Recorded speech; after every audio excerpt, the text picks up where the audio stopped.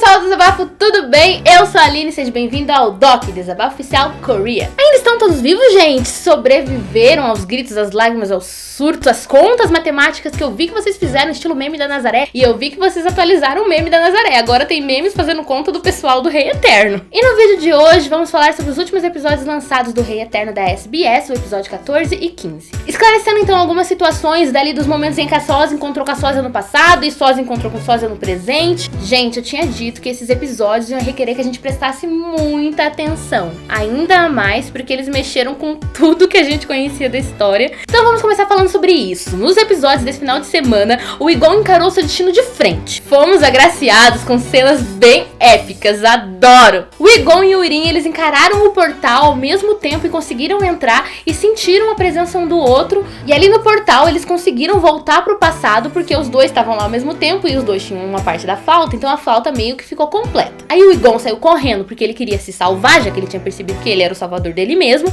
e o Irin saiu correndo pra avisar ele mesmo do passado de que o outro tava indo lá e que ia dar ruim o plano dele de traição. Aí o Irin do presente foi conversar com o Irin do passado e dizer, olha, mata esse príncipe que é ele que vai fazer nosso plano falhar. Aí o Irin acabou não acreditando no Irin do passado e resolveu matar o Irin do futuro. Quem faz isso? E aí vem minha opinião sobre isso, gente. Eu acho que o destino do Irin é ser morto mesmo, principalmente depois que ele mesmo matou ele mesmo, gente. E como a Nari viu lendo a mão dele, o destino dele é ser decapitado. Então se ele mesmo matou, quem são as outras pessoas que também vão querer matar ele, né? Toda essa parte estava sendo narrada por aquela criança misteriosa que tem a missão de manter o equilíbrio entre os dois mundos. E a criança disse, o traidor não conseguiu se salvar. Ainda bem, né, gente? E ainda criou o monstro que ele mesmo é, uma pessoa capaz de matar a si mesmo pra conseguir a flauta. E a criança ainda naquele momento, ela fala, eu sou alguém que tem que alertar dos perigos para que vocês possam vencer os inimigos. E que ele também quer se salvar pra se tornar inteiro. E depois dessa fala da Mysterious Kid, a gente descobre que a governanta Nó sabia de tudo todo este tempo e que ela não contou porque ela queria que o destino acontecesse como ele devia acontecer. E que o Wilson Hon era um traidor também, igual o Irin, gente. Já tínhamos percebido que flor que se cheira e não era, né? Como o Irin tinha morrido, não tinha mais ninguém ali no passado que tinha outra metade da flauta, só tinha o Egon com a flautinha dele. Só que uma metade de flauta não abre portal do tempo pra você voltar pra 2020. E o que aconteceu? Egon ficou preso em 1994 e teve que esperar os 26 anos até chegar em 2020. E o Egon não envelheceu porque ele usou o mesmo truque que o Irin usou. Ele ficou dentro do portal onde não passa tempo, não passando tempo não envelhece, né? E aí meu irmão que tava assistindo o dorama comigo ficou se perguntando, mas por que a flauta desapareceu quando o Irin do passado matou o Irin do presente? E eu não soube responder, gente. Se vocês souberem responder, aí ó, porque o corpo não desapareceu. Tanto que quando a flauta desaparece ele começa a tacar mais espada. E a espada também não desapareceu, que a espada que ele matou o Irin do presente era a espada do Irin do presente.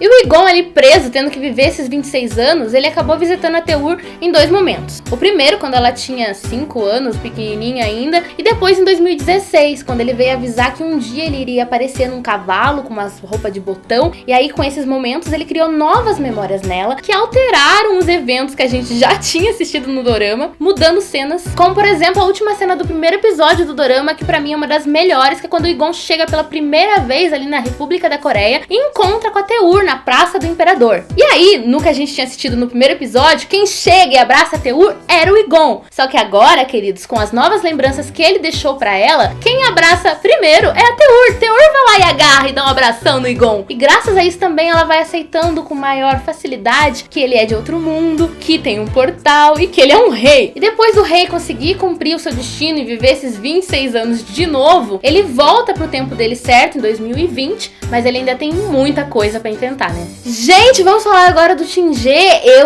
Eu acertei, parabéns pra mim, que a sósia dele tava viva, e né que tava mesmo, e presa naquele hospital bizarro. E graças ao Shinji que os status de Friendzone foram atualizados. Gente, o menino foi se declarar pra Teur no penúltimo episódio do dorama, e ainda a declaração do menininho não serviu de nada, porque ele queria que ela não fosse pro reino da Coreia, e ela ficou, você gosta de mim? Eu gosto dele, então eu vou. E no último vídeo eu tava em dúvida se ele ia ser muito bom ou muito mal, acabou que ele não foi nenhum dos dois, ele tava ali no meio. Mas mal realmente não foi, porque ele contou logo pro Egon todos os planos do Irin, e graças a isso que eles conseguiram prender o Irin, né? E tá aí a explicação da primeira cena do dorama, no episódio 1, que a gente viu o Irin na delegacia da República da Coreia, e muita gente ficou se perguntando, gente, mas como que isso vai acontecer? Aconteceu graças ao Shinji, que ajudou o Jo Young e o Egon a prender o Irin e levar ele pra delegacia. E graças à mãe falsa ali do Egon, Gon, que na verdade era a mãe da sósia dele, que tinha morrido, que conseguiu se matar finalmente, era o sonho dela, ela rezava por isso todos os dias, e se matando deixou ir em possesso, revoltadíssimo. E foi só graças a esse estresse elevado dele que ele caiu na armadilha dos outros.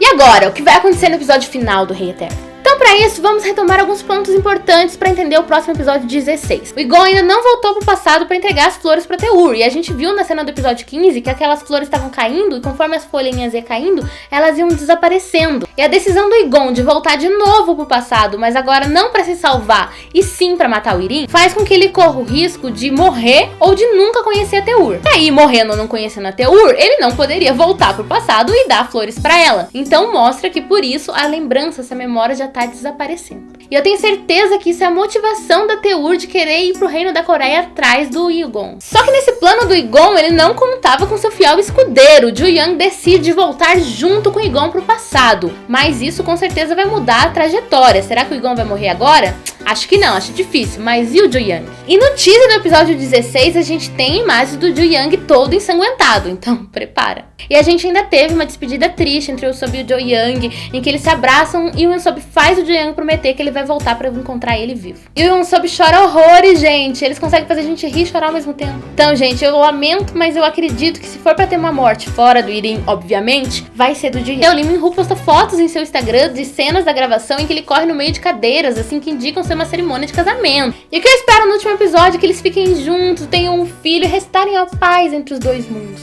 E que a ministra se toque da confusão que ela se meteu. Já que ela foi toda pomposa enfrentar o Irem, mal sabia ela naquele momento que o Irem tinha trocado a mãe dela pela sósia. Ainda bem que ela tinha treinado a mãe dela. Ela falou: mãe, se eu te perguntar o que você jantou, você responde cavala. E aí foi por isso que ela descobriu. Final feliz!